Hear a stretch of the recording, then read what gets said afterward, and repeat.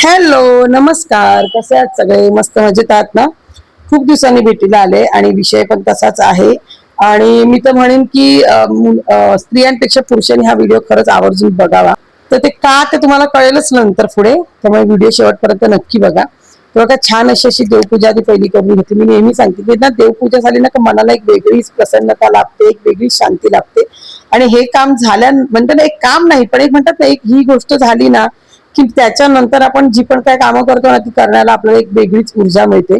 तर छान अशी देवपूजा करून झाली. त्याच्यानंतर बघा, ह्यांची एक नेहमीच झालेलं आता. त्यांना कसं कळतं माहिती नाही, पण माझी तुळशीची आणि उंबरट्याची पूजा झाली, देवपूजा, की यांचं काव काव एवढं चालू असतं ना, त्यांना मी बऱ्याच वेळा ना भांड्यामध्ये ठेवण्याचा प्रयत्न केला, म्हणजे खाऊ. पण हे तेही भांड खाली पाडून घेतात. शेवटी मला एक कौलावर असं टाकावंच लागतं. आणि कावळेच नाही तर कबूतर, कोकिळा सगळेच आता यायला लागले. त्याच्यानंतर छान अशी डब्याची तयारी केली, कारण डबा करायचा होता. आता कधी ना कधी कधी रुटीन मी आली चेंज करते. गरमी पण प्रचंड वाढली आहे. आणि आली होती भाची, म्हणजे एक येऊन गेली, आता ही दुसरी भाची आली आहे. आणि हेच कारण आहे की व्हिडिओ न येण्याचं. त्याचं कारण सांगते. मेनोपॉज, याच्यावरती माझे ना व्हिडिओ आहेत, म्हणजे प्री मेनोपॉज, पोस्ट मेनोपॉज आणि मेनोपॉज. म्हणजे ही जी प्रोसेस आहे ना, ही मेनोपॉजची प्रोसेस आहे ना, एका दिवसात किंवा 3 महिन्यात किंवा 6 महिन्यात होणारी नसते. याला जवळजवळ 2 वर्ष तरी जातात कमीत कमी. म्हणजे एका वर्षामध्ये मेनोपॉज हा तुमचा वर्षभराचा असतो. त्याच्या आधीपासून तुम्हाला 6 महिने आणि मेनोपॉजच्या नंतर तुम्हाला जवळजवळ 6 महिने, वर्षभर हा त्रास चालू असतो. मी हे का सांगते तुम्हाला सांगते, कारण मी या फेसमधून जाते. गेली 3 वर्ष मी हा त्रास काढते. आणि या 3 वर्षामध्ये ना, मला बरेच बरेच सांगू खरं म्हणायचं तर वाईट अनुभव आले. आणि ते वाईट अनुभव मला आपल्या माणसांकडनंच आले. वाईट या गोष्टीचं वाटतंय की आपण जेव्हा आपला एखादा प्रॉब्लेम आपल्या लोकांना जेव्हा सांगतो, म्हणजे जेव्हा आपल्या जवळचे असतात, आपल्याला असं वाटतं की हे समजून घेतात आपल्याला. आपण त्यांच्याबरोबर ते प्रॉब्लेम डिस्कस करतो किंवा त्यांना सांगतो की आपल्या तक्रारी त्यांना माहिती असतात शरीराच्या. आणि त्याच्यावरती जेव्हा आपल्याला बोललं जातं, म्हणजे स्पेशली मला तर खरं सांगते, अशा लोकांकडनं उत्तर ऐकायला मिळाले की ज्यांनी कधी त्रास नाही काढलाय. बघा, एक एक्झाम्पल सांगते, पुरुषांना मी सांगते की बाई प्रेग्नेंट राहते, त्याच्यानंतर ती मुलाला जन्म देते. तिचं जे दुःख असतं ना, ते फक्त एक स्त्री ओळखू शकते. का? कारण आपण असं म्हणतो की मुलाला जन्म देताना बरेचशा हड्ड्या तुटतात ना, याची वेदना होते. पण त्या प्रत्यक्षात हड्ड्या जेव्हा माणसांच्या तुटणार, पुरुषाच्या एखाद्या, तेव्हा त्याला ते दुःख कळणार ना. पण एवढ्या हड्ड्या एका वेळेस तुटू शकत नाही. त्याच्यामुळे माणूस एखाद्या वेळी फील करू शकतो, पण प्रत्यक्षात तो अनुभव घेऊ शकत नाही. पण ज्या बायका तो अनुभव घेतात, त्या बायका जेव्हा दुसऱ्याला बोलतात ना, तेव्हा खरंच खूप वाईट वाटतं. आणि पुरुषांच्या पेक्षा स्त्री जास्त पटीने जेव्हा बोलते ना, तेव्हा खरंच खूप वाईट वाटतं. खूप वेदना होतात मनाला. आणि ह्याचा अनुभव ना मी गेली 3 वर्ष घेते. आणि आता आता तुम्हाला म्हणतात ना, गेले वर्षभरा म्हणजे हो, वर्ष झालं असेल, वर्ष 6 महिने, मला खरंच खूप घाणेरडे अनुभव आले. आणि मला असं नाही की मला बाहेरचे कोण आहे, माझ्या खूप जवळचे, मग तुम्ही सासरचे म्हणा किंवा माहेरचे म्हणा, मला काही फरक पडत नाही. ज्याला राग आला तरी मला आता हरकत नाही, असं झालंय. कारण खूप वाईट अनुभव आला. बघा, हे आजार पण नाहीये, कारण एक मासिक पाळीचा त्रास होणं ही एक सौभाग्याची गोष्ट आहे. कारण देवाने ते देणं स्त्रीला दिलंय, म्हणून आज ती जगाची उत्पत्ती करू शकते, ती मुलांना जन्माला देऊ शकते. पण ही जी वेळ आहे ना, ही जशी येते तशी ती जाण्यासाठी पण येते. आणि जाताना प्रत्येक स्त्रीला त्रास होतो असं नाही, पण ठराविक अशा काही स्त्रिया आहेत ना की ज्यांना खरंच त्रास होतो. याच्यावरती मी अगोदर व्हिडिओ केला होता 1-2 वर्षापूर्वी, की मेनोपॉज म्हणजे काय असतो. तो ती याच्यासाठी केला होता की ज्या माझ्या मैत्रिणी किंवा ज्या माझ्या माता भगिनी, की ज्या त्या या फेसमधून जेव्हा जातील ना, तेव्हा त्यांना ते कळावं की आपल्याला काय काय त्रास होणार आहे. आणि त्या म्हणजे प्रिपेअर राहतील. तो जेव्हा व्हिडिओ केला होता ना, तेव्हाही मला बऱ्याच जणी सांगितलं, तुला लाज नाही वाटत का, हे सगळे असे व्हिडिओ करते का. पण म्हणतात ना, जेव्हा घाणेरडं बोलणाऱ्या जेव्हा बायका असतात ना, तिथे चांगलं बोलणाऱ्या, अप्रिशिएट करणारे पण लोक असतात. तेव्हा माझी बहीण, जी स्वतः एक डॉक्टर आहे आयुर्वेदिक, तिने मला अप्रिशिएट केलं होतं की दीदी, तू चांगलं काम केलं. कारण ती म्हणते, आमच्याकडे अशा केसेस रोज येतात. आणि अक्षरशः आम्हाला कधी कधी वाईट वाटतं की स्त्रियांना याच्याबद्दल नॉलेजच नाहीये.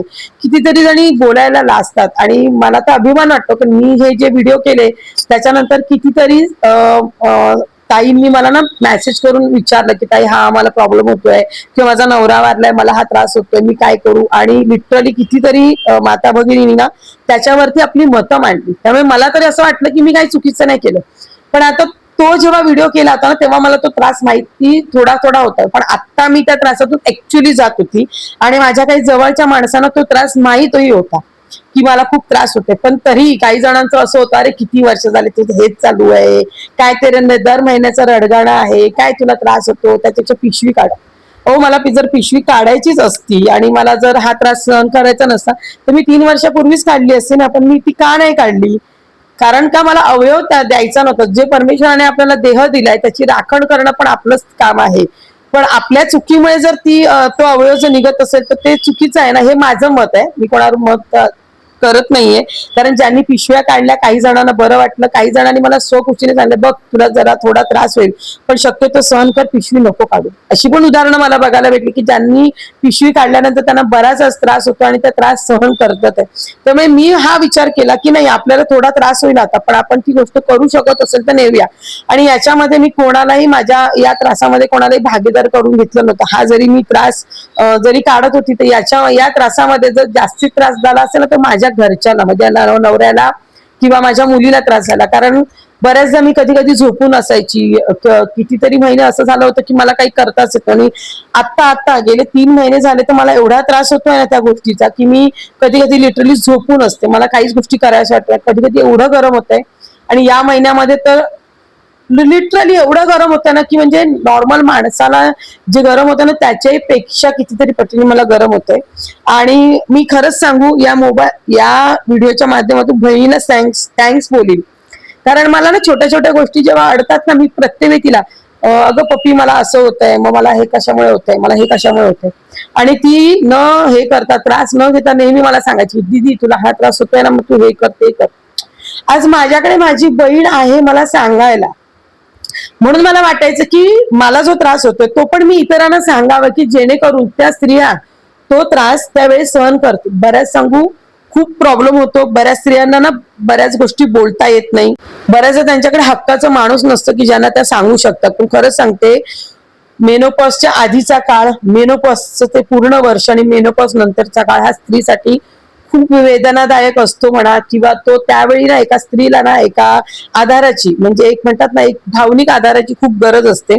मी हे का सांगते की ज्या पुरुषांच्या घरात बायका असतील, म्हणजे आता मी सांगू शकते ज्या 90च्या आहेत, म्हणजे साधारणतः ज्यांची वय 40 उलटून गेलेल्या ज्या स्त्रिया ज्यांच्या घरात असतील, तर तुमची ताई असू दे, बहीण असू दे, आत्या असू दे, काकी मामी कोणी असू दे, ज्यांच्या घरात पण 40 उलटून गेलेल्या जर बायका असतील ना, तर खरंच सांगते, मी त्या पुरुषांना सांगेन की तुम्ही त्या बाईची काळजी घ्या. कारण बघा, वर्षाचे 365 दिवस आणि इतकी वर्ष, आज माझ्या लग्नाला पण 24 वर्ष झाली. म्हणजे मला त्याच्या आधीपासून मी एक स्त्री आहे, म्हणजे मी कोणाची तरी बहीण आहे, कोणाची तरी मुलगी आहे. तर आम्ही खूप म्हणजे लहानपणापासूनच ना आपल्याला एक शिकवलं गेलं असतं की मुलीने हे सगळं करायचं. आम्ही सगळं करतो. पण असं म्हणतात ना, एखाद्या स्त्रीला आधार कधी हवा असतो, जेव्हा ती रजोनिवृत्तीची जी वेळ येते ना, तेव्हा खरंच त्या स्त्रीला आधाराची गरज असते. प्रत्येक पुरुषाची, म्हणजे तो तिचा भाऊ असू दे, तिचा नवरा असू दे, किंवा तिचा दीर असू दे, कोणी असू दे, पण त्या स्त्रीला आधाराची गरज असते. आणि हीच खरी वेळ असते की पुरुषांच्या साथीची. तुम्ही इतर वेळी तिच्यासाठी काय करता, काही नाही करत, याच्याशी तिला काही घेणं देणं नसतं. पण महिन्याचे ते 5 दिवस आणि जेव्हा रजोनिवृत्ती येते, म्हणजे स्त्रीची जेव्हा मासिक पाळी बंद होण्याची वेळ येते ना, त्यावेळी जो स्त्रीमध्ये जो चेंजेस होत असतो ना, तेव्हा स्त्रीला खरंच आधाराची गरज असते.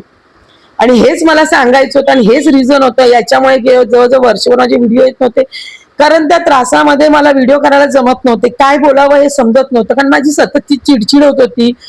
काय करते ते मला कळत नव्हतं. म्हणजे मला समजत नव्हतं. आणि त्याच्यामध्ये माझ्या शरीरावरती बोललं जात होतं, माझ्या वागण्यावरती बोललं जात होतं. मला जो त्रास होत होता तो राहिला बाजूलाच, पण माझी चिडचिड होते, मी काय करतच नाही, याच्यावरती मला खूप बोललं गेलं. आणि बोलणारी माझी लांबची माणसं असते ना, तर मी एक वेळ विचार पण नसता केला.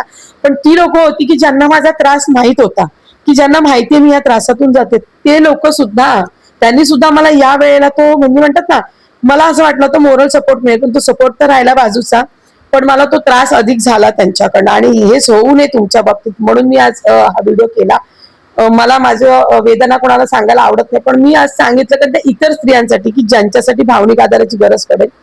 तर बघा, आज भाची आली आहे, त्याच्यामुळे ती मला तिच्या ह्याच्यामुळे मला बरेच महिने म्हणजे काम जी पेंडिंग होती ना, जवळजवळ 3-4 महिन्यापासून माझ्याकडे हे पॉट ना एका व्यक्तीने दिले होते, कारण मला गार्डनिंगची आवड आहे, पण ते 3-4 महिन्यापासून असेच पडून होते. फायनली आज त्याला वेळ भेटला आणि बघा, भाचीच्या मदतीने आज संपूर्ण, मी म्हणतात ना, आज संपूर्ण माझं जे हँगिंग गार्डन आहे ना, ते आज पूर्ण केलं. विंडो गार्डन आणि हँगिंग गार्डन छान असे. आणि मग संध्याकाळी बाजूची मुलगी आली, तिच्यावर थोडा भातुकलीचा खेळ खेळत खेळत आमचं म्हणतात ना एक वेळ घालवला. तसं छान असं वेळ घालवल्याने आता ठरवलंय की याच्या पुढे बोलणाऱ्यांना सोडून द्यायचं आणि आपल्याला जे पटतंय ना ते आपण करायचं. जे आपल्या सोबत आहे त्यांना सोबत घेऊन चालायचं आणि जे आपल्याला सोडून गेले त्यांचा विचारही नाही करायचा. तर एकंदरीत कसा वाटला व्हिडिओ नक्की कमेंट करून सांगा. आता नेहमीप्रमाणे व्हिडिओला लाईक शेअर सबस्क्राईब करा. चला तर भेटूया नवीन व्हिडिओत. आता रोज भेटू.